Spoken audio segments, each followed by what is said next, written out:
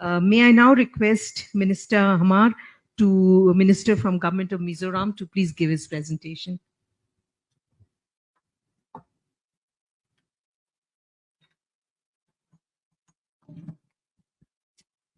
Very good afternoon to you all. A person who is non-intellectual is forced to stand in front of this intellectual gathering. First of all, I would like to say that I'm just a politician who just came into this system a couple of months back, elected to power on the 9th of December, and forced to speak in this occasion. I came with a ready-made speech, but I kept it in my room because this morning I realized that that was of no use. So I hurriedly, jotted down whatever I can. That is the reason why I forgot to, address His Excellency Ambassador Suzuki. I'm sorry for that. Respected MPs, diplomats, former diplomats, all the dignitaries and friends. It is a privilege indeed for a guy from Mizoram to stand here in front of all of you to speak something about Mizoram. I was coming with a prepared speech to speak something about people-to-people connect, India, Japan, Bangladesh, but I came to realize that we have an expert over here. A politician need not touch that, subject.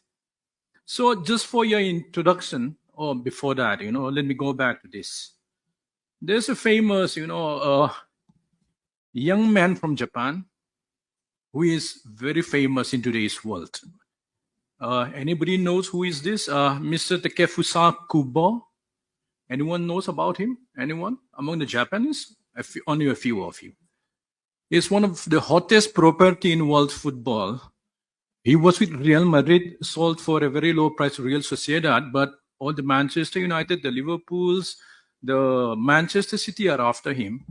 He has a release clause of around about 50 million pound. Still, the football clubs are willing to pay that 15 million pounds. Apart from that, for his transfer fee plus his wages. That is the kind of people-to-people connect people are talking about. And he's a Japanese, only 22 years old. This is just to grab your attention, nothing to do with my speech. I come from Mizoram, which is a football-loving state. We do not produce much in terms of export quality. The only, export quality which we produce in our state, I used to say, are footballers. I am a sport minister. I am a football administrator as well. I'm in the All India Football Federation also. Nothing to boast of much in a tiny state of Mizoram, which shares an international boundary of 722 kilometers, out of which 404 with Myanmar on the east, and on the west is Bangladesh. Bangladesh, we share 318 kilometers with you. 318 international boundary. Then interstate boundary, of course, it's 284 with Assam, Tripura, Manipur. I will not go into that. A small state with a population of 1.1 million. One of the smallest states, one of the least populated state. We are second least populated state next to Sikkim. It's a square kilometer of 21,087 kilometers, if I'm not mistaken. Almost 80% of the state is covered with forest. This is one thing which we can boast of. But having said that, lots of the deforestation is going on, and climate change, all the bad things which is going on the other part of the world is happening in my state also. It is a mild climate, 15 to 30 degrees centigrade. In the winter, it goes down to 5, 6 in some of the areas, but it, generally moves around 5 to 10. Literacy-wise, we one of the best in the country. In fact, second to Kerala only. 91.58 literacy rate. And one interesting fact is that there is one management development institute in Gurugram who happen to, I don't know, measure the level of happiness, I should say. I don't know what is this. They have 6 parameters in which they declare Mizoram as the happiest state. I don't know. Maybe I don't know how they measure it. I'm sure that they did not come to my house, before. And we claim that we are the most peaceful state in the country without any presence of insurgent group, unlike the other northeastern neighbors. So with that, I can now finally come to the people-to-people connect, so that you first understand what Mizoram is all about. Again, I forgot to, mention something about which I was preparing for. This morning and a session before lunch, the panelists, they were mentioning about the infrastructure which is being built for this Look East policy under the Look East policy of the government of India. Just to update you from Mizoram side, we spoke about Kaladan multimodal transport project. The construction of Conclave to Zorin-pui Road, 87.5 kilometers has been completed. But unfortunately, Zorin-pui to Paletwa Road inside Myanmar, which is ongoing, is hindered due to political conflict in Myanmar. So it is very unfortunate. We do not know when this will get finally completed. Development of Sittwe Port and Paletwa Inland Water Transit by the government of India has been completed. And physical construction for double laning between Zorin-pui to Lung Masu is yet to start, but the project has been approved. And apart from that, at the southern end of Mizoram, a land measuring 8.2 hectares for construction of development of the integrated checkport has been identified, handed over to Ministry of Home Affairs. And Land Port Authority of India, they have agreed to, in fact, they have fenced those areas. They have agreed to give out around about 555 CER. DPR has been approved by Ministry of External Affairs. These are information which a politician do not really read out, but as has been fed by me by the government of Mizoram side. I just want to read it out for your information. So coming back to, the subject that is the people-to-people connect. Before that, Mizoram, since we have this close border with Myanmar, unfortunately, we have a big problem of drugs, which is coming in. We are not very far away from the infamous Golden Triangle to Myanmar to Mizoram.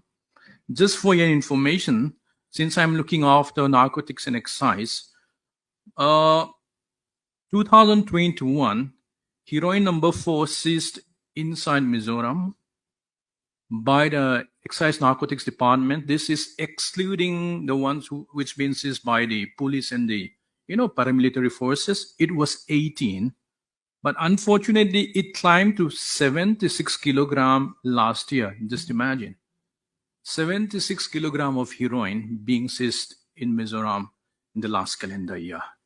This could be doubled.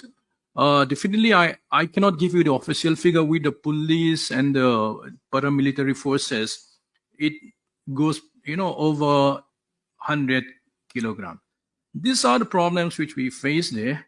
And having said that, I'll go to the people-to-people connectivity.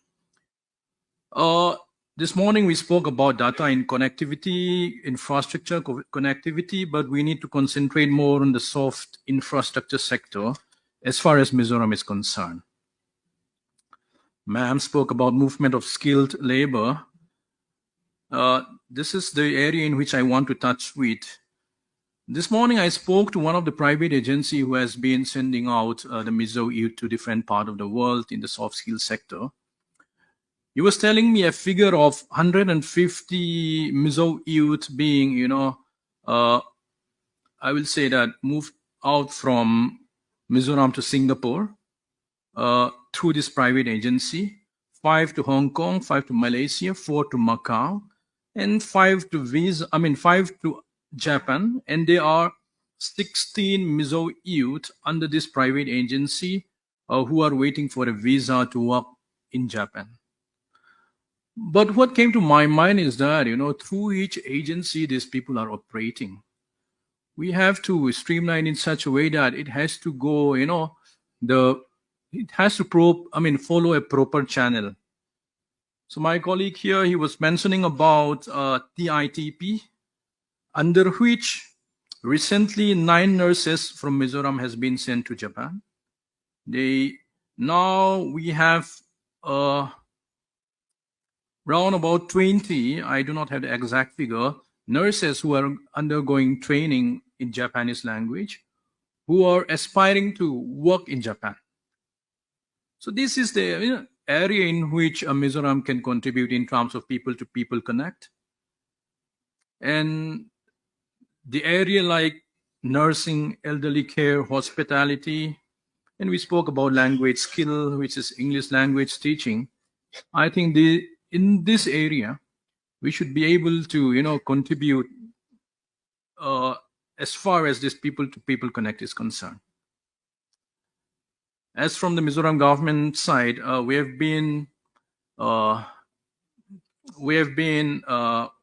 organizing annually an innovation fair, apprenticeship fairs, etc., giving a platform for the youth for showcasing the innovative skills and ideas.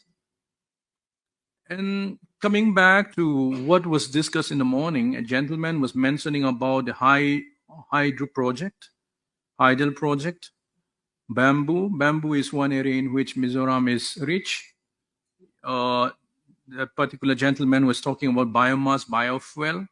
I think these are the area in which Mizoram can contribute a bit. And lastly, I would come to a conclusion that, we need a legislative forum in which we can, regularly meet, not only in this kind of forum where, you are exposed to an expert, in which a guy like a layman, we do not know what to say or what not to say also. We need to, meet regularly, maybe, if Asian Confluence can organize such a legislative forum in which maybe the MLAs from Nagaland, Mizoram, Meghalaya, Tripura, to name a few, Assam, could meet, under one banner and discuss at the government's level. Of course, initiated by Asian Confluence would be a good idea. And to conclude my speech, a new strategy is needed to address the task of people-to-people contact, to take a quantum leap, which I copied it from the proceedings which was held in the last Indo-Japan Intellectual Conclave. Thank you.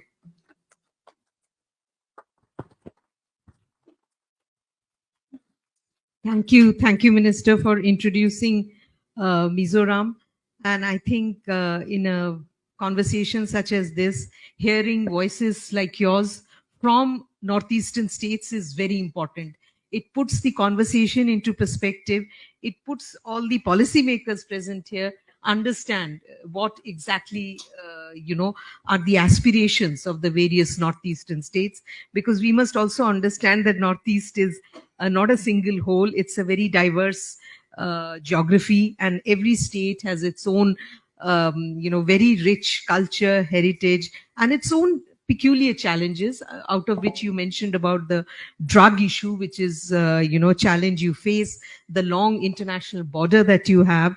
But you've given us a very pleasant task of having a legislative forum. I think it's an excellent idea, getting the policymakers and legislators from the northeastern states under one roof, and to take, do more brainstorming so that the real issues that Northeast faces are, little more comprehensive.